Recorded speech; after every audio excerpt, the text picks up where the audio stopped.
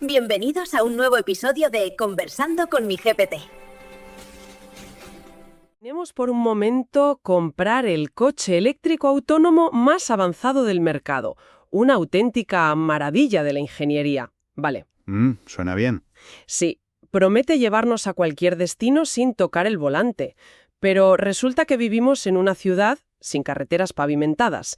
O sea, sin una red eléctrica estable y sin un solo mecánico que entienda cómo funciona ese motor. Claro, una locura absoluta. Pues fíjate que esto es exactamente lo que están haciendo decenas de gobiernos hoy en día. Compran sistemas de inteligencia artificial para implementarlos en sus hospitales. Así, sin más.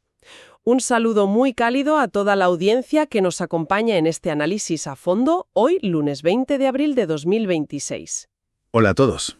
Es un placer estar aquí para desgranar todo esto. Hoy tenemos una misión bastante clara. Vamos a explorar un kit de herramientas, un documento que es monumental, la verdad. Lo han desarrollado conjuntamente la Organización Panamericana de la Salud, la Organización Mundial de la Salud y el Banco Interamericano de Desarrollo. Y es un documento fascinante, ¿eh? Porque detalla básicamente cómo evaluar el nivel de preparación de un país, o sea, su madurez antes de meter la IA en el sistema de salud pública. Exacto. Y volviendo a la analogía del coche en la ciudad sin asfaltar, creo que ilustra el problema central mejor de lo que parece, ¿no crees? Totalmente. Aunque, me gustaría añadir un matiz a esa analogía si te parece. Claro, adelante. Pues que un coche roto por falta de infraestructura simplemente se queda aparcado en el garaje, cogiendo polvo. Pero una inteligencia artificial mal implementada en un entorno clínico, no se queda inactiva. Madre mía, no. Empieza a funcionar mal. Exacto.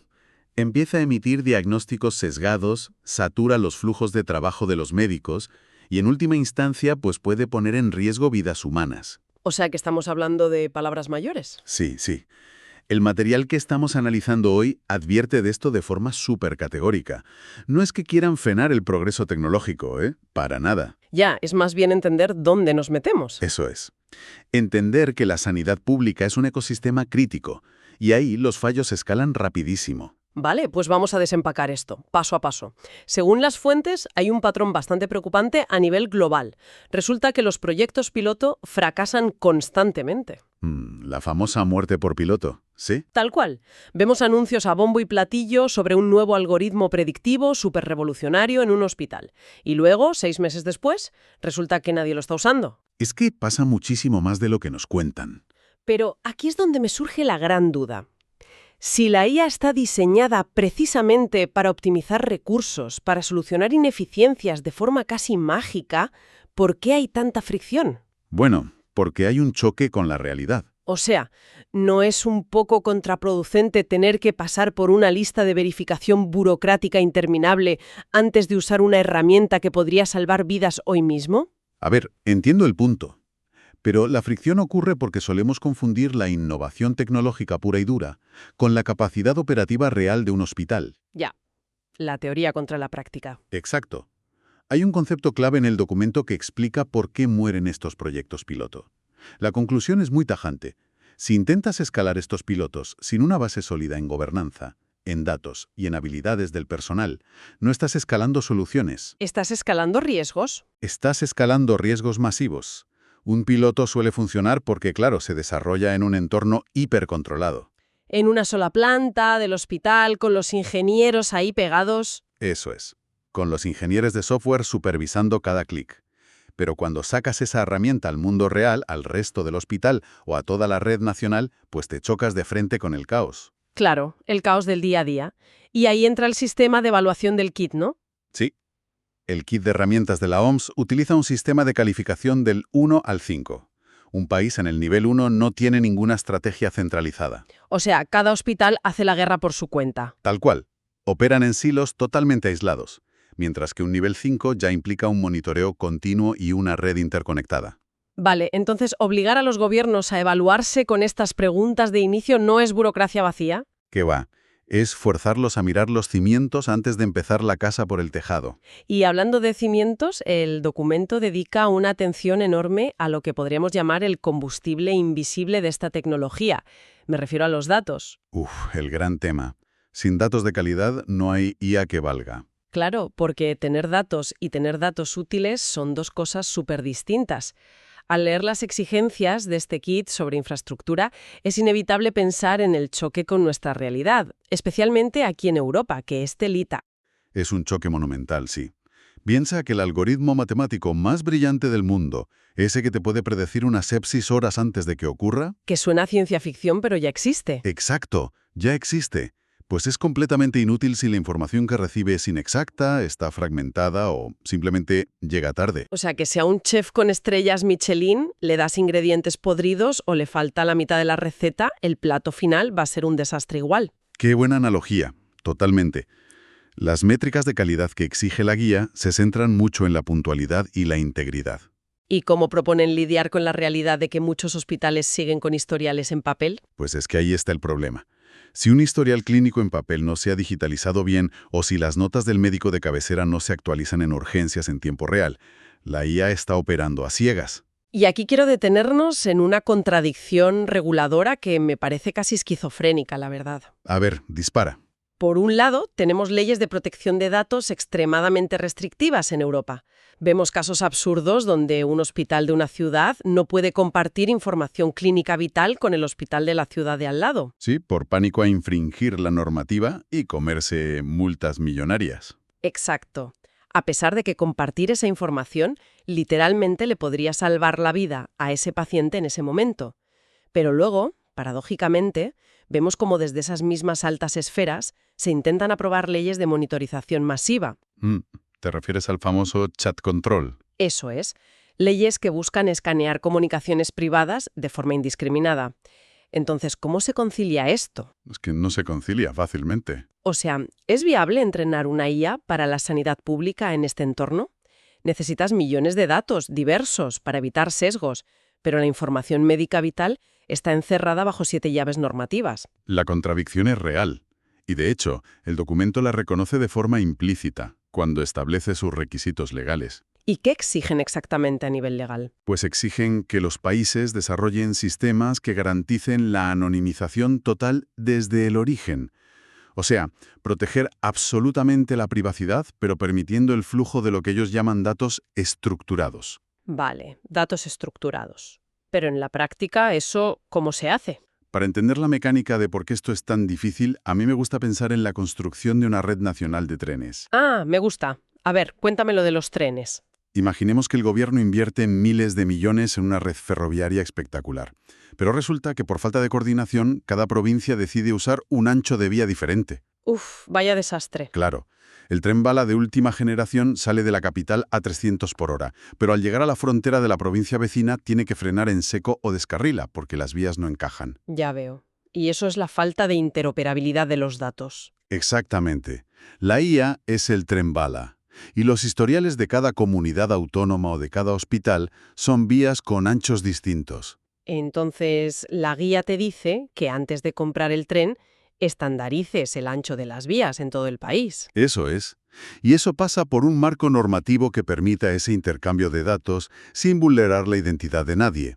Si entrenas a la IA solo con datos de la capital, el modelo va a fallar con los pacientes de clínicas rurales. El ejemplo de las vías ilustra perfectamente el problema. O sea, la tecnología no tiene tracción si el entorno no acompaña. Ni un milímetro. Pero claro, incluso si logramos unificar esas vías y los marcos legales funcionan, sigue habiendo un factor crucial. El factor humano.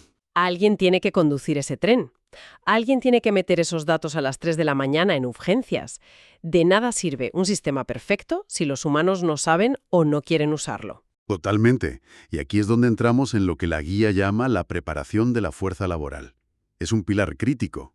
Porque, seamos realistas, a nivel global hay un déficit alarmante de profesionales sanitarios. Alarmante es quedarse corto. Tenemos plantillas médicas exhaustas, enfermeras doblando turnos, listas de espera que no acaban nunca. En ese contexto de saturación total, no puedes venderles la IA como un experimento de laboratorio súper chulo. Claro que no. La inversión tiene que ir destinada a construir copilotos médicos. Me gusta ese término, copilotos médicos. Sí, sistemas que reduzcan la carga cognitiva y administrativa del personal, no que la aumenten. Porque aquí es donde se pone realmente interesante, y es uno de los mayores problemas históricos. Imagina una superempresa de Silicon Valley. Ya me lo veo venir. Claro, diseñan una aplicación predictiva preciosa desde un despacho de cristal. En el laboratorio funciona genial y el ministerio la compra y se la instala a una enfermera de triaje que lleva 10 horas seguidas de turno Pobre enfermera. y resulta que para que el algoritmo funcione tiene que rellenar 15 campos a mano en 3 pantallas distintas con contraseñas diferentes. ¿Qué va a hacer esa enfermera? ¿Cerrar el programa al minuto 1? Obviamente, confiar en su experiencia y la herramienta millonaria se queda como un icono inútil en el ordenador. O sea, el fracaso no es por las matemáticas, es porque ignoraron el flujo de trabajo real. Ese es exactamente el punto. Entonces, mi pregunta es, ¿este kit de la OMS exige realmente que las instrucciones vengan de los médicos en las trincheras? ¿O sigue siendo el típico enfoque vertical de arriba hacia abajo? Pues fíjate que el kit es excepcionalmente firme en esto y aboga por darle la vuelta a la tortilla por completo. Exige un enfoque de abajo hacia arriba. ¿Ah, sí? ¿Y cómo lo miden? Tienen un módulo de evaluación específico para el compromiso de las partes interesadas. Obliga a los evaluadores a preguntarse si los médicos, los enfermeros y hasta los pacientes están involucrados formalmente en el diseño de las herramientas. ¿Y si la respuesta es no? Si es no, la nota del país cae en picado. Además, hay un principio innegociable de la OMS aquí. ¿Cuál es? La tecnología controlada por humanos. Y no es solo una frase bonita de marketing, ¿eh? ¿Qué implica en la práctica? Implica que la máquina propone pero el profesional sanitario supervisa. El médico tiene que entender por qué la IA propone algo y, lo más importante, tiene autoridad total para anular a la máquina sin miedo a que le caiga una bronca administrativa. Entiendo. O sea que las necesidades deben consolidarse desde el hospital, no bajar como un mandato de un burócrata. Exacto. Ese es el único camino viable. Vale, pero esto genera un conflicto interesante. Si los médicos deben dictar el uso, ¿qué papel juegan entonces los gobiernos o la propia OMS? Porque el documento propone unos OKRs, unos objetivos y resultados clave para el primer año. Sí, los famosos OKRs corporativos aplicados a la sanidad pública. Claro, el texto sugiere cosas como lograr que el 50% de los centros de atención primaria tengan banda ancha o redactar 5 marcos regulatorios. Así es. Son mecanismos para vincular una meta abstracta con algo medible.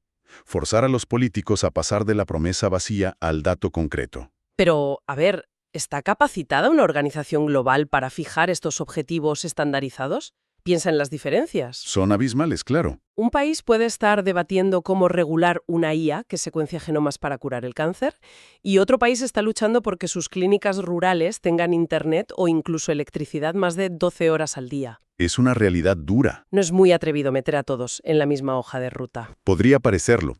Esa es la tensión clásica entre gobernanza global y realidad local. Pero la genialidad de este toolkit es que reconoce sus propias limitaciones. ¿De qué manera? Advierte explícitamente que estos OKRs son solo preliminares e ilustrativos. Exige que cada nación los adapte a sus realidades locales únicas y a su bolsillo, básicamente. Vale, o sea que no te obligan a comprar el paquete completo si no tienes dónde enchufarlo. Exacto. Para eso está el sistema del 1 al 5. Al país que lucha por tener luz, el documento le dice que su prioridad absoluta debe ser la infraestructura. Ni se le ocurra gastar en algoritmos predictivos aún. Empieza por tener enchufes. Tal cual. Y al país puntero en genética le dice que igual su infraestructura es de nivel 5, pero su marco ético de datos genéticos está en nivel 2. Así que debe enfocar ahí sus recursos. Entiendo. Proporcionan un idioma común más que una ley inamovible. Eso es. Un marco para que el Ministerio de Sanidad y el de Finanzas se sienten, diagnostiquen sus vulnerabilidades y no tiren el dinero firmando contratos a ciegas. Pues la verdad es que si conectamos todas estas piezas, desde las vías del tren de los datos, pasando por los copilotos médicos, hasta esa flexibilidad normativa, la conclusión parece muy clara. Bastante clara, sí. Alumbrarse y comprar el algoritmo más caro que sale en las portadas es hacer ese trabajo arduo, silencioso y tedioso de preparar el terreno. Esa es la gran lección. Los países que lideren la salud del mañana no serán los que inventen el mejor modelo de lenguaje médico. Serán los que hagan los deberes fundacionales hoy. Los que resuelvan el rompecabezas de compartir datos protegiendo al paciente. Exacto. Y los que escuchen a sus enfermeros y médicos desde el minuto 1 para que la IA alivie su agotamiento y no sea una carga más impuesta por un directivo. Esos sistemas escalarán de forma responsable. Y lograrán que el impacto llegue de verdad al paciente en la camilla, que es de lo que se trata. Totalmente de acuerdo. Ese es el objetivo final. Pues, antes de concluir, hay una ramificación de todo esto que invita a una reflexión bastante profunda. Algo para que quienes nos escuchan lo mastiquen por su cuenta. A ver qué planteas. Hemos subrayado ese principio de que la tecnología debe estar bajo control humano. La máquina propone, el médico decide. Suena ético y tranquilizador hoy, Sí, es el consenso actual. pero proyectemos esto a unos años vista. ¿Qué pasará el día en que un sistema de IA, entrenado a la perfección y sin sesgos, demuestre estadísticamente ser mucho más preciso diagnosticando una enfermedad letal que cualquier humano? Buf, es un escenario complicado. Imagina que el médico humano, que lleva 24 horas de guardia y está agotado, no está de acuerdo con la máquina, que tiene un 99% de acierto. Claro, el factor del error humano por fatiga. Exacto. ¿Será ético entonces permitir que el humano tenga siempre la última palabra solo por el hecho de ser humano? ¿O llegará un punto donde ese control humano se convierta paradójicamente en una barrera para salvar vidas? Es un dilema brutal, la verdad. Monumental. Es una frontera técnica y humana para la que creo que ningún kit de preparación nos tiene todavía la respuesta definitiva. En fin, algo en lo que pensar. Llegamos así al final de nuestro análisis a fondo de hoy. Ha sido un verdadero placer debatir esto. Nos despedimos afectuosamente agradeciendo de todo corazón el apoyo constante a este contenido por parte de la inmensa comunidad hispanoparlante a ambos lados del charco. Hasta la próxima. Gracias por acompañarnos hasta el final. Suscríbete, déjame y cuéntame y comparte el contenido con tus amigos. ¡Chao!